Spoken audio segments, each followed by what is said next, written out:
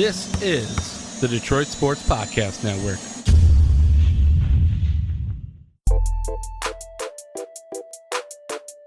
Will he or won't he spend money? That's something we're going to have to talk about the Tigers constantly, it seems like.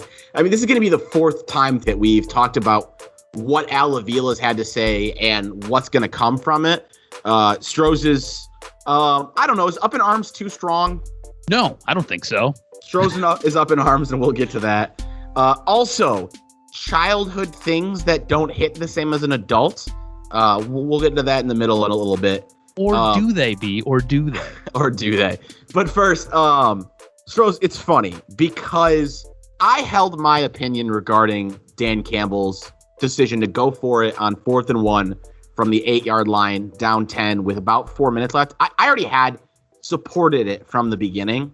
And you're lucky, our audience is lucky, the whole world is lucky that I've actually been through this debate quite deeply today via text message. And I have really anchored in. And I have a feeling we are in for a war. So regardless of what side you're on, we're going to break down the decision. Stroz, go ahead. We wrote this topic down as me talking you off a ledge. Mm-hmm. Go ahead and tell me why you're even on that ledge. You have to remember, I'm the guy who loves Dan Campbell, right? I love the fact that he's a wrestler. Hold on, pause. You literally did this 3 minutes into the episode last week. I just want to be clear. Yes. So I just want to make sure if anybody missed last week's, they understand. I have an affinity for the Detroit Lions head coach. I love his aggressive mentality. I love basically everything about him. What I don't love about him is his bipolar play calling. And I feel like Dan Campbell over the past 2 weeks has cost this team games.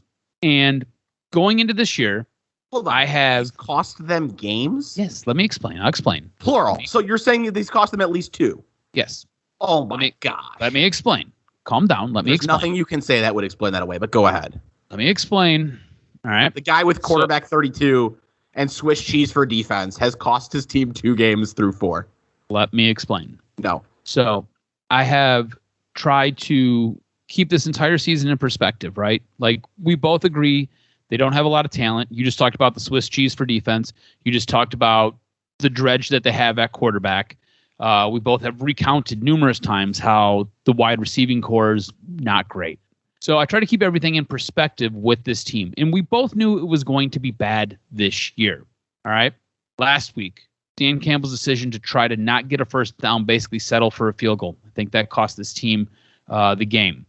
Him calling the timeout at 4th and 19, I think cost this team the game. All right. So that's win number 1. This week, multiple times. All right. He's going from being a conservative coach against the Ravens to then in a game against the Bears, he becomes ultra aggressive, man. And there are times to be aggressive. And like we talked about this last week, there's times to be aggressive and there's times where you just need to do things the right way, like just do football things. And you need to establish the run. Early in the game, this team's down 14-0. Basically goes for it. Should have took the 3 points. Okay. You circle back around to the end of the game. Team's down 10 now, and you end up going for it instead of taking the 3, possibly trying to kick the onside kick, getting it back, which you've had success doing. You had success doing this against San Francisco. Instead of just taking the points and then coming back to basically try to get that next touchdown, you basically went for it on 4th down and you blew it. You didn't even call a timeout. The thing is, he had a timeout. Like, you didn't even get your best play out there. You'll call a timeout against the Baltimore Ravens, allowing them to basically set up their best play to execute a 4th and 19. Your team, 4th and 1, down by 10, in the red zone. You don't even utilize one of your timeouts to get your best play out there. You just kind of, all right, let's just go. To me, at some point, he has to figure out what his coaching philosophy is, and he's got to stick to it. Because right now what I feel like he's doing is he's throwing everything at the wall, and if it sticks, great. If it doesn't stick, it's hurting this team. So I think at this point, through 4 games, I think Dan Campbell, his coaching philosophy, and his decision-making has cost this team 2 games. I think they should have won against the Bears. Now, they didn't start on time, and they played like absolute garbage the entire game. But that was a team that was vulnerable, and they basically let him off the hook. Okay. First of all, I do not think it is okay to have an issue with the way to say he was not aggressive enough against the Ravens, and then turn around and say, I will say, if your complaint is that he was too aggressive in the first half, I can hear you out on the 4th and goal from the 5. I don't know what the percentages say on that one. I'm not sure. Generally speaking, I'm pretty okay with going for it when you're that close because I think the field position matters too. I think the field position is arguably worth as much as 3 points. With that defense, though, you yourself said that defense is Swiss cheese. Sure. But I mean, it's 95 yards. I can hear you out on that one is what I'm saying. I can live with that. I'm not even going to say I thought. I'm not. If you preferred the field goal in the fourth quarter, fine, but you're wrong. I want to be very, very clear here. This isn't a matter of opinion. You are wrong. Is this because your analytics tell you I'm wrong? It's so much more than my analytics. Like, it's basic fucking math. Like, okay, first of all, 4th and 1 is completed at a 90% rate in the NFL. So you are far more likely to complete it than not. Okay, that's an NFL team. What are the Detroit Lions doing on 4th down? What are they doing on 3rd down and 1? The thing is, this team isn't very good at executing those plays. You have to essentially play to your team. I don't want Dan Campbell to coach. And I'll admit, this is a little bit hypocritical to what I said in the Baltimore game, but it's the point is to be out on Dan Campbell or even like be on the ledge, as you put it to me, like because he's calling things a little too aggressively in this game. Like it's just, and he's not even calling them too aggressively. He's calling them the correct amount of aggressively. I want him to call the game like he has a good team. You know why? Because if he doesn't, and I do think there's a little bit of a difference. For me, the season ends when you go to 0-3. At 0-2, it's not over. At 0-3, it's over. I don't want him to say my team fucking sucks, so I just need to hang on to the life raft.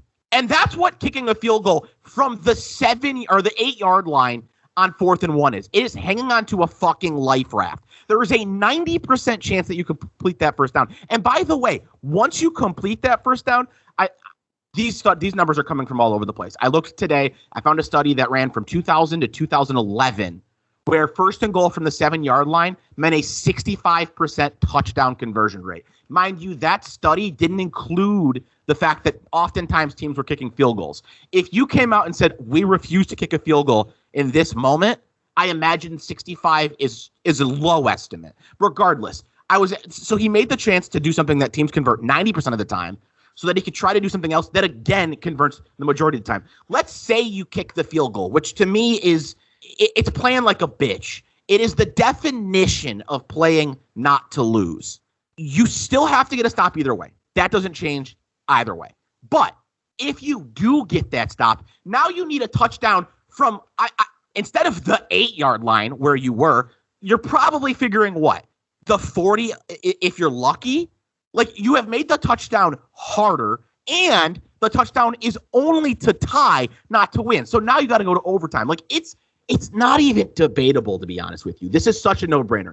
If you want to criticize the choice to run a hurry up, I can hear you out a little bit there, more there as well. However, I again think that it is only because of the personnel. If Matthew Stafford was the quarterback and you chose to run a hurry up, I would love that choice because the defense was absolutely not expecting you to run a hurry up. They snapped the ball with like 15 seconds left. You were catching them off guard. I can hear you out there because they are so much better running the football. That is their identity. And to come out in shotgun is just not who you are. But like at the absolute worst, it was an understandable decision. You have a team that's basically completing 30% on 4th down. That's what the stats say for the Detroit Lions. They are the 25th best team at completing on 4th down. Okay, That's not good. Hold on. How often are they scoring a touchdown when they get the ball at the 40-yard line? You can't find that stat, but the numbers are obviously fucking low because they can't play offense. This team going into the red zone has been pretty good. Once they get into the red zone, I don't know what it is from the 40, but going into the red zone, this team's been pretty decent up until this game. You know what the 8-yard line is? I get it. It's the red zone, okay? But at a certain point, right, you need to get 10 points. Why so you get 3 now, come back and get the next 7. If you can't get 7 from the 8, why are you going to get it next time? All you're doing is coaching not to lose. You're holding onto a life raft because of the possibility that you can get touchdown later. If you're gonna get the touchdown, it's gonna come when the odds are in your favor.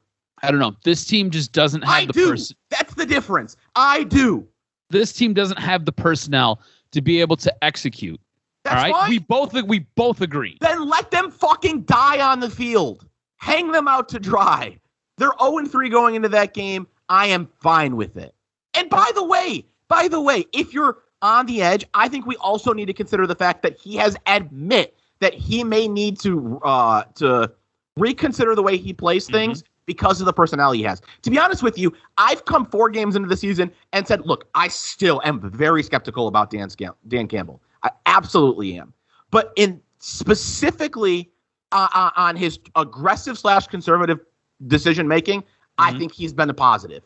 I defended last week because the other team, I don't believe, had the personnel to complete what happened. I really don't believe if you let that whole situation play out 100 times, the defensive possession, I really think that they lose a vast majority of the time.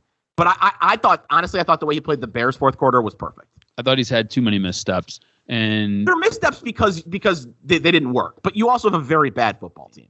You do have a very bad football team. Like, we both agree on that. It's obviously not great. Here, let me ask you this. Do you want Dan Campbell to follow analytics or no? Yeah. Okay, then you made the right call. And it wasn't close. Here's the thing. I want him to follow analytics, but there's also in-game there's also in-game calls that you have to make, right? Matters. What's that? Context matters. I'm not going to argue that. But I generally want him to follow analytics. No, I know. You're like super high on analytics. All the time. Analytics. I think analytics can be a scary word if you don't fully understand that, like, what's going into it. But in this case, literally all analytics is saying that 90% of the time NFL teams complete 4th and 1. And not only that, but if you complete this, you're probably going to score a touchdown. And it is saying that you are more likely to complete this and score a touchdown than you are to stop them, score a touchdown, and then go on to win in overtime. Would you agree with me that that's fine? If you want to play analytics and you want them to follow analytics, that's fine. Do you not agree, though, that they could have done things differently both weeks, right? Specifically this week, obviously. You could have called the timeout. You could have got your best play out there. So I'll admit this. With the current personnel he had, the decision to run hurry up was the wrong one. I will agree with that. However, I am okay with him failing to like make the right play call because his job is to make the wrong play call with a good team. I'm not saying you could do that forever because eventually, like, if the team's good, you need to be able to adjust for the fact that maybe your quarterback's out for the play. Like, maybe your offensive line's hurt this week. But like, we're talking about a rookie head coach in game 4 who made what I think was a good decision if you have the talent to do it. He doesn't have the talent to do it. Like I think that's part of the equation, though. Like, you have to know what you've got. Like, you can't have blind faith in a guy like Jared Goff, right? I mean, I'm the last guy to have blind faith. You agree that he is you refer to him as quarterback 32. Okay? I don't think I've ever said that, but I thought you just said that, like, when we opened the show. No, I don't think so. I thought you referred to him as quarterback 32. Maybe I did. I don't know. Let's check the tape. Okay. So we both agree that he's a less than quarterback. Yes? Definitely. Yeah. Okay. So, like, he's part of the equation. He's the guy who the ball is getting snapped to. He's the guy who essentially has to be able to execute, or at least get the guys in a position to execute. And he has failed numerous times. So, one, why not call a timeout if you're going to go for it on 4th down? Or B, kick the field goal, get the easy 3 points, and come back and do it again. But does Jared Goff become somebody magically different when you get the ball the next drive? Probably not. But what you'll have is you'll have a new set of downs. You'll have a full set of downs instead of having to get that 1 yard. I think your odds, and stats agree with me, I think your odds of completing a 4th and 1 and then following that up with a touchdown from the 7-yard line or closer were higher than your odds of scoring a touchdown, or getting the field goal, stopping them, scoring another touchdown from further back, and then continuing to go on to win in overtime. There's so many aspects of this because, one, now you only need a field goal if you get the touchdown on the first drive, but you also have the chance to go for a win. Like, if you're capable of getting the touchdown in the second drive, which is what you're asking for, now you don't even have to go to overtime. You win the game. Look, we both agree a touchdown on that first drive, right, would be great. If you get the ball back on your second drive, it puts you in a much better position that second time around. Like, we both agree on that. But the team failed so many times that day. And they were going to fail again when they got the ball back. We don't know that. We don't know that they were going to fail on 4th and 1. They did this time. The odds say they're not going to typically. And by the way, they did, but like, let's be clear here. They had it. Like, we can debate the play call. They had it. Goff had an open receiver who he missed. He had another open receiver over the middle. That should have been executed. And yes, when you're competing to win playoff games, you absolutely have to factor in your strengths and weaknesses, what you're capable of doing. When you're an 0-3 team who, as we have agreed on this podcast, is designed to not win football games, and your quarterback has baby hands, I'm okay with a rookie head coach saying, I'm going to make the play call that we should make. We might not have the personnel to do it, but this is the play call that we should be making. This is my problem with it. You're not Andy Reid. You're not the Kansas City Chiefs. You don't have the personnel. You don't have the team to be able to go out there and do that. They don't have the personnel to win football games. So why is he even coaching? I'm glad you brought that up because I wanted to ask you this question. Does this team remind you of that 0-16 team? Well, okay. So that's, I mean, I told you I went into the season saying I thought they could go 0-17. Yeah, you did. I changed my tone a little bit.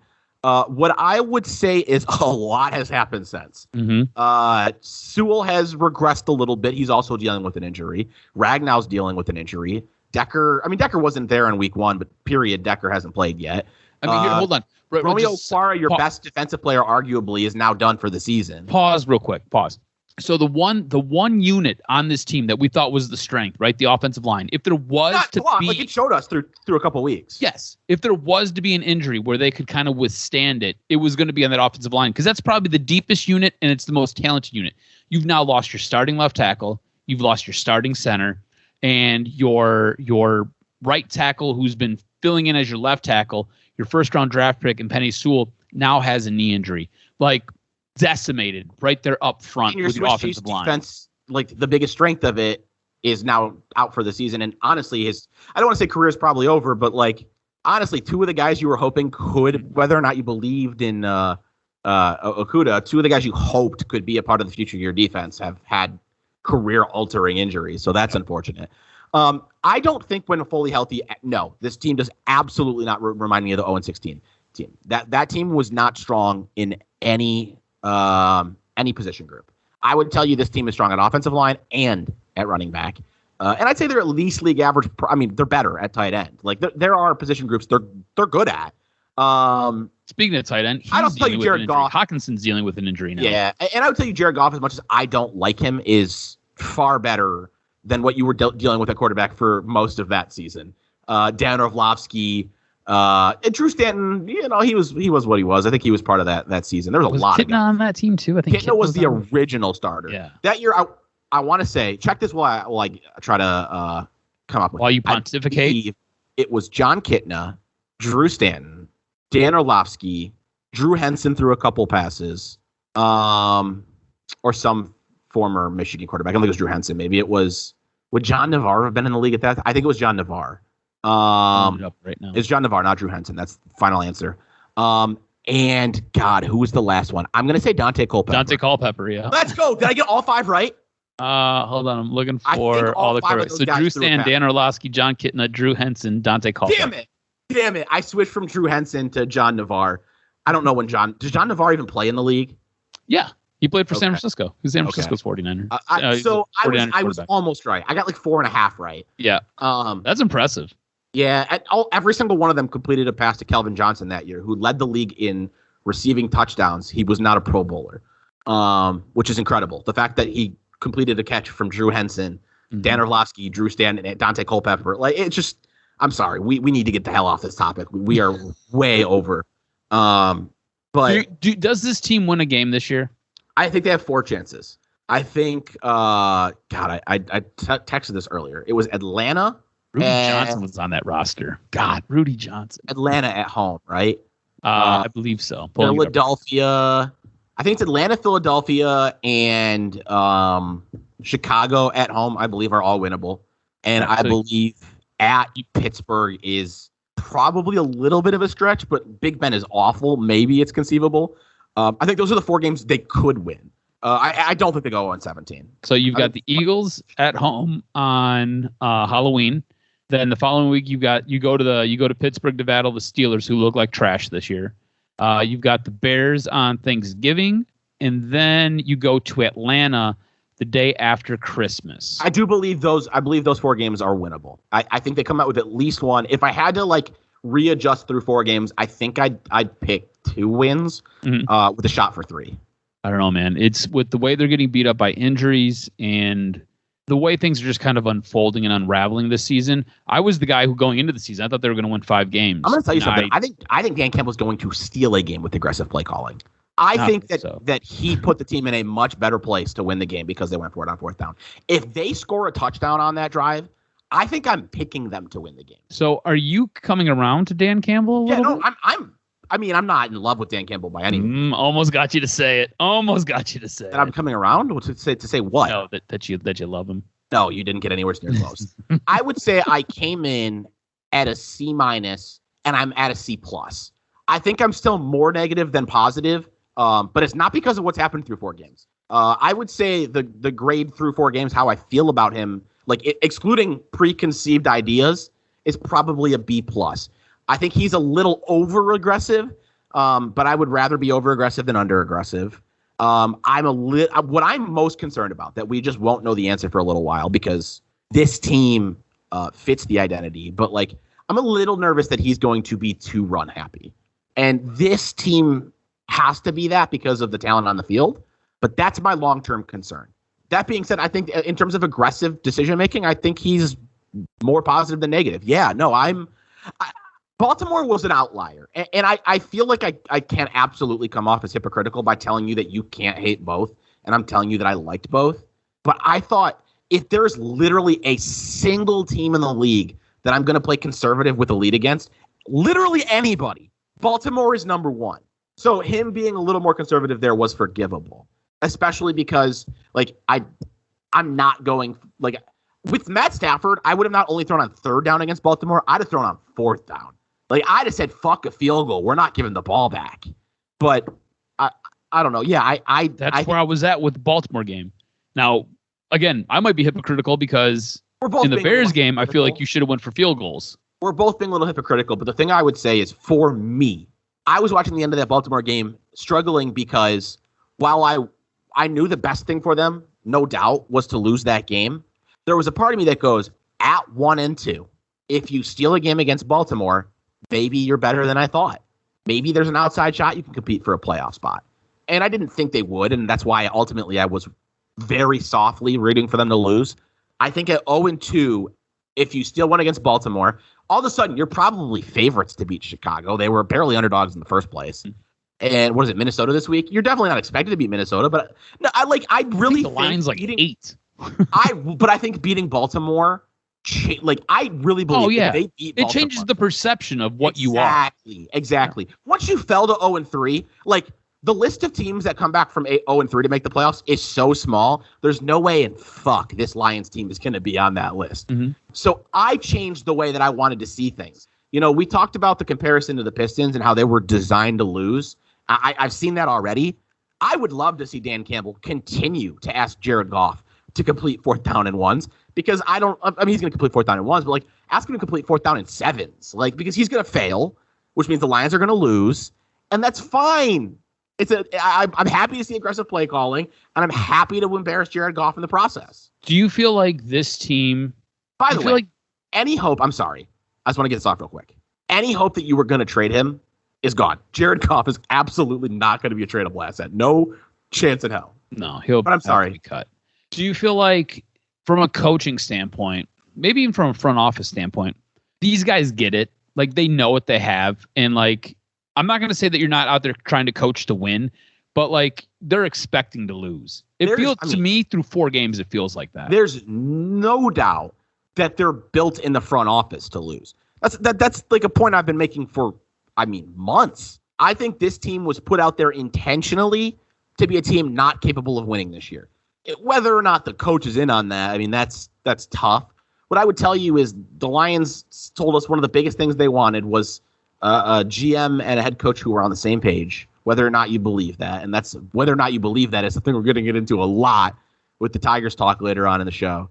But I can buy that while Dan Campbell is absolutely coaching to win football games, I can buy that he says, we sink or swim with the talent we have. I'm going to make the play calls to win the game. And if the talent isn't there, that's not on me. I can believe that is his thought process. Yeah, it seems like it to me. I feel like watching that Baltimore game and kind of how it unraveled at the end and just kind of going into those final sequences, I think they were surprised to be in a driver's seat. And then going into the game against Chicago, being put in spots where normal football coaches just take the points. He's like, "No, we got to pedal to the metal. Let's go." I screamed a bunch already. I can't tell you like how obvious I think that decision is. I think hanging onto a life raft is just it's staying alive to stay alive. Even though the odds are better, like eventually it's gonna come time to poop or get off the potty. Mm-hmm. And I'd rather move that time up if my chances of success are higher. And that's all he did. He's not hanging onto a life raft, but it's because there's a lifeboat he can swim to, and that lifeboat was getting further and further away as the game went on. He said, I'm going to try and do it now rather than hope they see me and come back. All right, we need this is the longest topic we've stayed on. It's been like 30 minutes. And we stayed on topic too. Normally if we go 30 minutes, it's because we go all over the place. But I knew I had a pretty strong personal feeling on this. Again, we'll get to the Tigers and whether or not they're going to spend this offseason in a little bit. But Stroz, you were telling me you had an experience. You were super excited to, telling Alyssa about, this great ride, I think you said, that just didn't live up to expectations. So this past weekend, my work had a fair. They basically had like a bunch of carnies come in and set up rides, and you got to go ride all the rides. You got to go have all the snacks. You got to go play all the games. You got to do all the cool, fun stuff that you would normally do at a fair. And one of the rides that they had was the Zipper. And the Zipper was my favorite ride as a child. Me and my best friend, and I think it was 7th grade, like the summer of 7th grade. We rode that ride 36 times one Sunday afternoon. You definitely miscounted. There's no way you rode it 30. I don't. 36 I believe you think that. No, 36 times. We counted. We were trying to set a record. We thought it was like a record. That's the most 7th grade thing I've ever heard of. We're going to set a record. We don't know what the record is, but like we're going to make it up. We're going to set it, yeah. Well, you got those like all day long bracelets, and it was basically you got off it, you got back in line, got off it, got back in line, got off it, got back in line, and we just rode that ride. And it was like my favorite ride, and that was one of my favorite memories from my childhood, and it was great. And that ride hit like nobody's business. Also, the ride, the Galvatron, where you basically go into this orbital shaped object. It looks like a flying saucer, and it spins around in a circle, and basically you float up the walls and you float down the walls.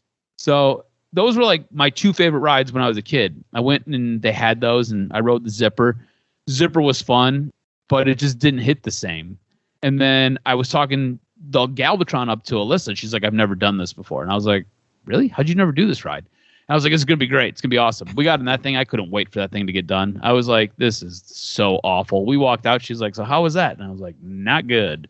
So I was like, anything else you want to do? Because those were the two rides I wanted to ride. And I was like ready to go at that time. It just wasn't the same, man. And I had such fond memories. Like I was in line at the Zipper, taking pictures of it, sending it to my buddy. Like, bro, do you remember this? And he was like, I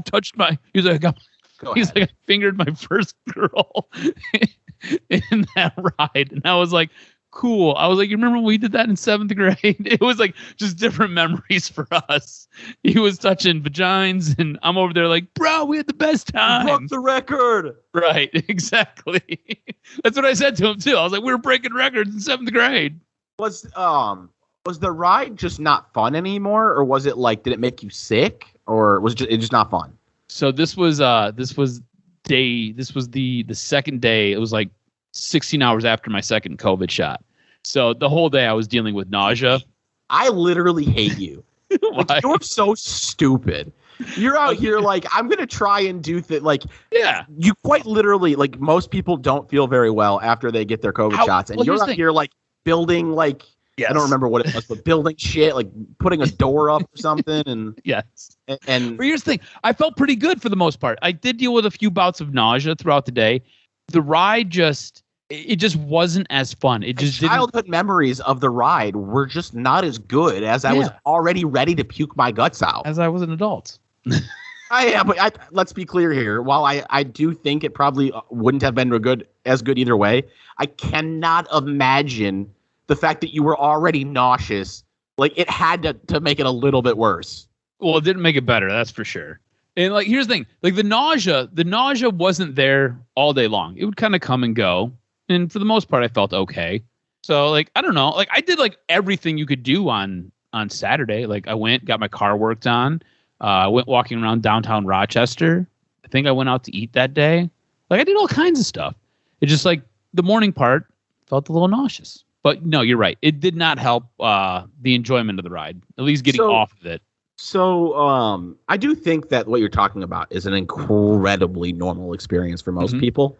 And I won't necessarily say I've never had that experience, but I can't think of any. And generally speaking, nostalgia itself plays such a big role for me that for the most part, when I think of things that like have great memories attached to them, that alone is enough. And I was trying to think of why that is. And some examples for the record, like I know I've talked about it before. By the way, I'm obviously like, we know where I stand politically on this podcast. I grew up in a wealthier family. I went to Disney twice a year growing up. I mean, I've been to Disney World probably 30 times. That's crazy. I went one time. I mean, most people do. Most people maybe a couple times in their life if they're lucky. A lot of people never go. But like Disney World is such like home to me. Like that's the word that describes Disney World because I have so many experiences with my family there that, you know, the last time I went back, it was as great as ever. And I genuinely believe that for literally the rest of my life, I could go to Disney World and it will always have that home feeling. Like the memories themselves are so strong. I suppose that like, because things change over time, right? And they look different. I suppose that could maybe hurt it a little bit. But the last time I went was 2013. Damn, it's been 8 years. I think it's the longest I've ever gone without going to Disney World. That sounds so spoiled, but it's true. But when I went in 2013, you know, it was 14, I think. But when I went in 2014, like it had been 4 or 5 years since the last time before that. And like most of it still felt similar. Like I still knew my way around. I still recognized things. Like it just, I don't think that'll ever go away. And another example, are you familiar with Sterling Fest? No. What's that? Okay. Sterling Fest is like the Sterling Heights like fair every August. And lots of the same rides. That's where I am familiar with the Galvatron from. Okay. I'm not super familiar with the Zipper, but I would bet there's a good chance that it's there. Yeah. But growing up, the Sterling Fest for me was, you know, it was going on rides with friends. It was like everybody was there. It was like running into a bunch of your friends there. And it was one thing. And I haven't been back in a long time. And admittedly, I do think going back by myself wouldn't be fun, but I think sharing that experience with somebody absolutely would be. Like, so as a kid, it was like growing up, like going on all the rides and like meeting up with all your friends. And then as I kind of like through college, it became going with my girlfriend at the time's nieces. And it was super cool to like, you know, be at this place where I had all these fond memories from myself growing up, like with them. And I think it would be really cool to take somebody there who, and by the way, it's not just a fair. It's not just rides. Like they do music every night. There's a concert. That's the part that I would enjoy now. But like literally just walking through there and like, you know, being in this place where I had these good memories, it really pays off on its own. And I have a theory. I like to have theories for why I feel the way I do about things. My theory is that we know I have a really hard time, like letting good things go, moving on from good things. Like I don't have very many relationships, if any, outside of my long-term ex. Like anybody who's ever mattered to me in my life is still in my life. And like that's the same thing with things. Like I don't think I've ever shared this. Stroz, can we go 3 hours today? I'm gonna be honest with you. I hope not, because I'm exhausted. But if we have to, we can. By the way, that's the first time I've ever seen your face say no. Usually you say yes and your face says yes, but today it doesn't. Well, like I have, there's a gift my ex gave me that was like probably the most meaningful gift I've ever gotten from anybody. And like, I don't ever use it. It's, what are they fucking called? Before fidget cubes, before fidget spinners were a thing. Like I'm a big fidgeter, and it was just like, I don't know, it was super thoughtful. And like, I don't use it, but just like, I don't think I could ever throw that away. And so I have a hard time letting go of those things. And the downside is like, when you don't have a choice, it really hurts. But the upside is they don't need to be meant for adults. They don't need to be meant for somebody in your current life. Like, they still bring you so much joy. So me going to Disney World and me even literally just walking through, I don't even have to go on the rides. It's not about the rides. It's about being where I had those experiences. Like, that's the upside. The upside is like, I still get to enjoy those things on a level that like, I don't think they're meant to be enjoyed by people like me or you. That's interesting. There's so much that I find out about you as we do this show. This middle segment was designed as a way to have fun. It has turned much more into get to know B. Yes, very much. It's because you won't let me talk about food. I can have fun with food all the time. Well, we can talk about food as much as you want. No, you've yelled at me so many times for talking food. I want that out there. Stroz can say on the podcast that we can talk food. But he has complained so many times privately about me wanting to talk food. No, we can talk food as much as you want to talk food. We just have to. We just have to. If there's something else that's maybe a little bit more interesting or a little bit more diverse. You think there are things that are more interesting than food? Yes, I do. Like finding this about you with your little fidget cube and how you can't get rid of it and how you're going to hold on to it for the next 6 years. Let's ask this. I want to ask this, and we really don't get as much interaction as we used to. But I would love to know people's answer on this. Do you prefer when we have fun in the middle segment, or do you prefer get to know B? Also, I want to take this moment to say, Stroz, if we're going to do more get to know B, we need to do more get to know Stroz too. I'm the loose cannon. Like, what else is there to know? Nah, we got to dig deeper than that. I'm the one who almost left his girlfriend on the side of a mountain, and I'm the one who was hoping she would get abducted when we were in Mexico. That's the problem. Those are the fun stories. We want to go deeper than that. Deeper? If we're going to go deeper with me, we got to go deeper with you. I'll try to come up with something deeper for next week then. All right. We got to talk baseball because Stroz is tired and Big Baby over here doesn't want to do 3 hours of a podcast. So again, like this is a you topic. You go ahead and tell me why you're freaking out about another Detroit team. Things are looking as great as they have in fucking a decade, Stroz, and you're over here worried about everything. Thank God you're not worried about the Pistons yet. No, not yet. Boy, Cade Cunningham is hurt, so maybe I should be freaking out. I don't know. So would you not agree with me that we've got arguably the best manager in all of baseball in AJ Hinch? Oh, yeah. There's no debate. He's definitely up there as one of the top couple.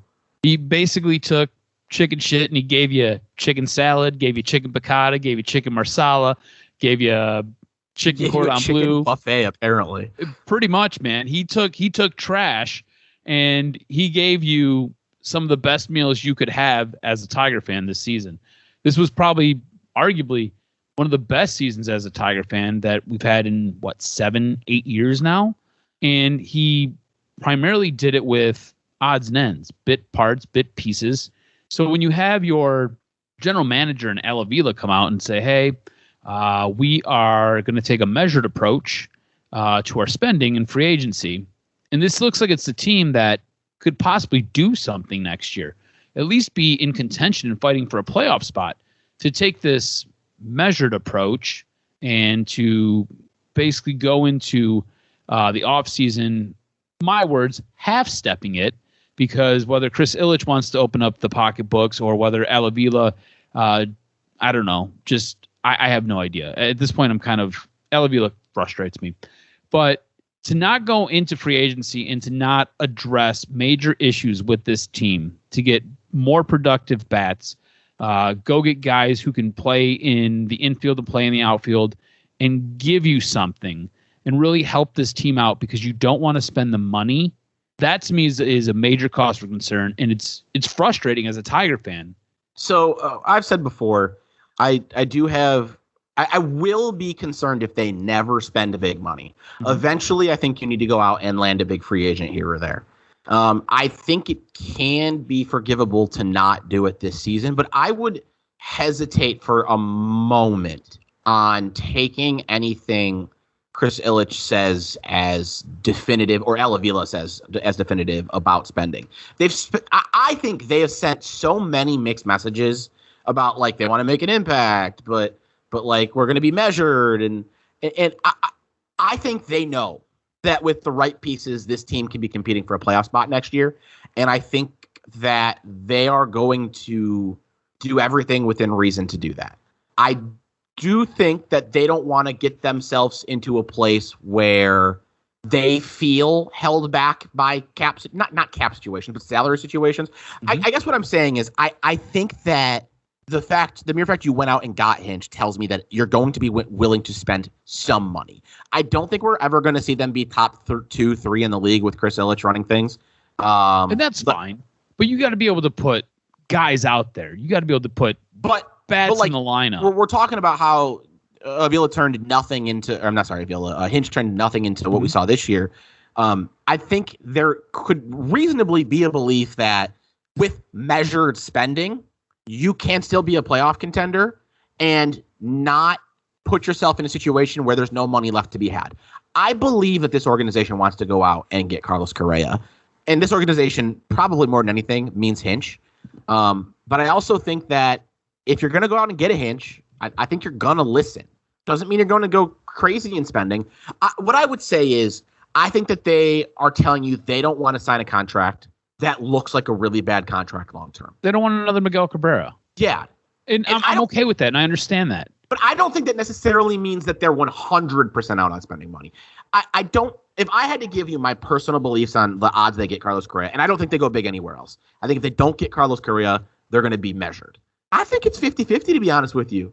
I think they're going to be in the conversation. I'm not going to be blown away if they don't get him. And if they don't, I think it's probably going to be more measured. But I don't think it's going to be measured because of a refusal to ever spend money. I think it's going to be more measured because they would like to be closer before they go out and try to hit the home runs. I was at the ballpark, I think it was end of July, and sitting there watching, the big screen out in left field, right? And they basically have your batting order. Looking at the batting order, I was shocked because they didn't have anybody who was more than a sub 250 hitter. Like, they need bats. And a lot of what you got this season from AJ Hinch and from these Detroit Tigers, yeah, it was great. It was fun.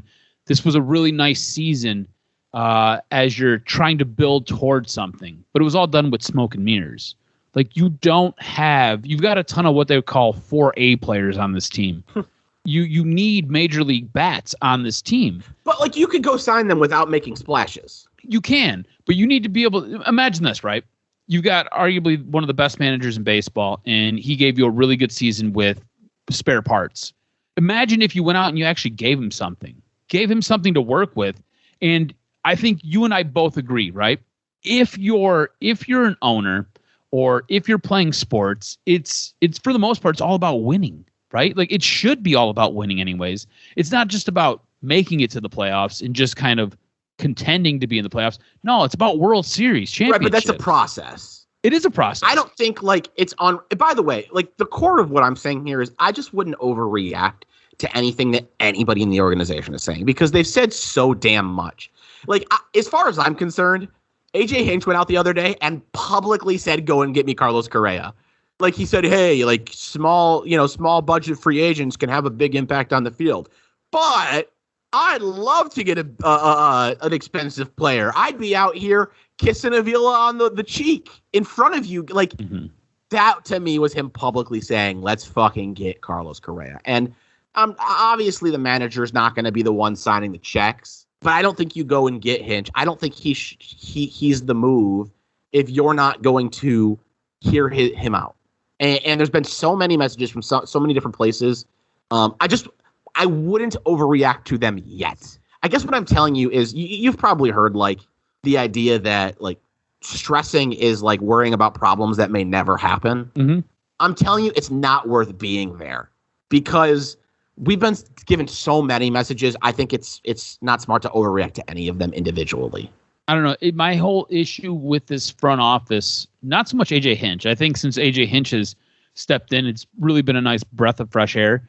This front office has screwed so much up, and it really, like, my confidence level, so low. That's so understandable. Low. So when they come out and they make a public statement like this, I'm kind of like, come on, guys, you can't be serious right now. Like, what?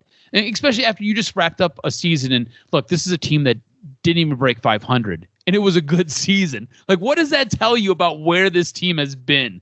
They had a sub 500 record, and everybody's jumping for joy. Like, hey, this was a really good year. A lot of stuff to build on next year. Well, but they're sub 500, but they made it close, and I think the expectation is at some point next year you see Wiley Green, and maybe you see Torkelson. And so that's 2 bats right there. And I expect they add at least a couple bats. Like, you were sub 500, but you're probably going to have 3 or 4 new bats by the end of next year at least. I think on some level, too, there's just a measured approach. There's hedging their bets. They don't want to tell you they're going to go and make a splash and go, holy crap, this is an irresponsible contract. Mm-hmm.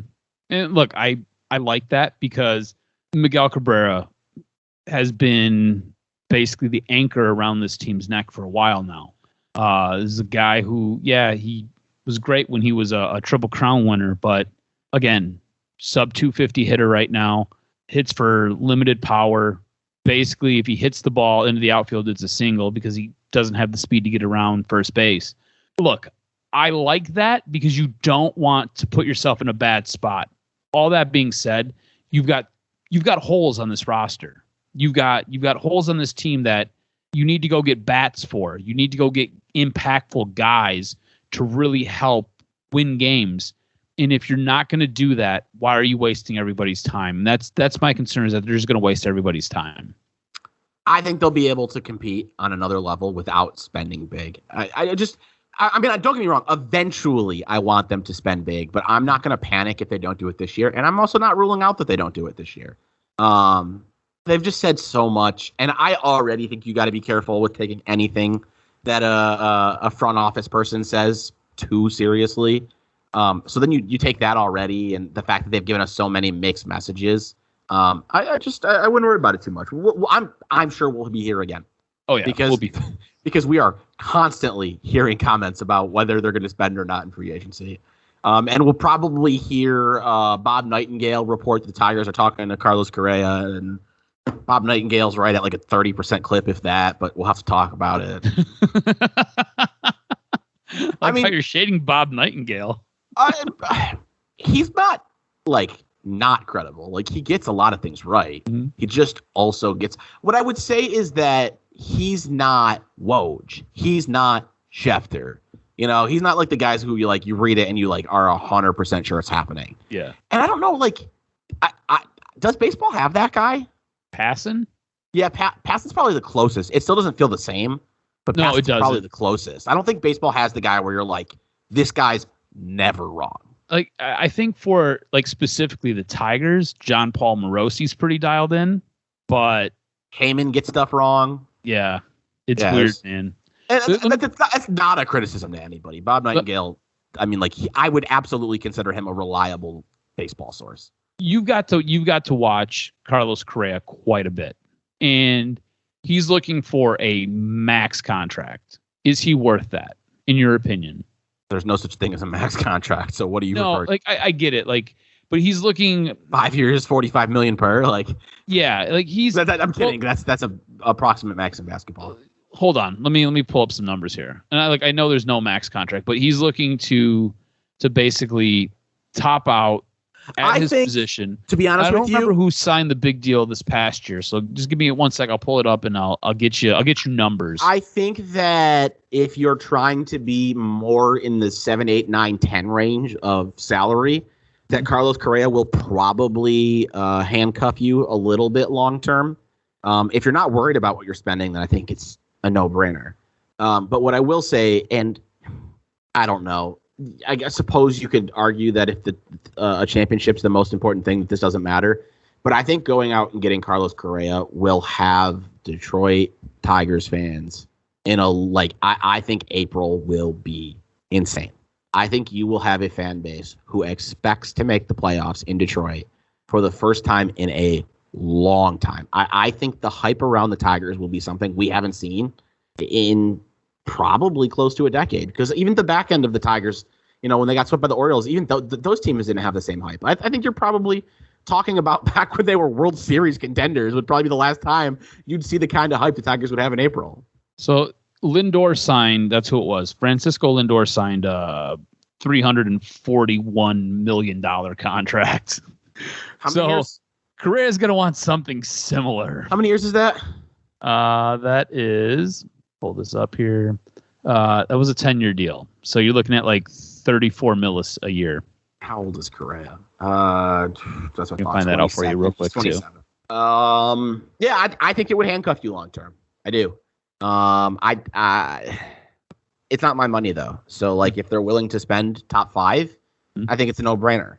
If they're only willing to spend top 10, I think it's tough, but I still want it because I'm just ready. I think with Hinch, maybe you don't need to spend top 5. Mm-hmm. That's my whole concern with Correa, just because I know what he's going to want. And I don't know if that's best for this team, especially when you've got different holes that you've got to fill and you've got to plug. So that's my concern. We can wrap it up there. It's been a good one, but we got to let Sleepy Boy go get a nap. I got to eat dinner still. Stroz doesn't 10:30, and I got to eat dinner. Stroz doesn't have it in him to pull out a 3-hour podcast, so blame it on him. Look, if you want to, just let me know. Thank you for listening. Let me know a day in advance. Nope. All in the moment. Stroz, we just got to take it where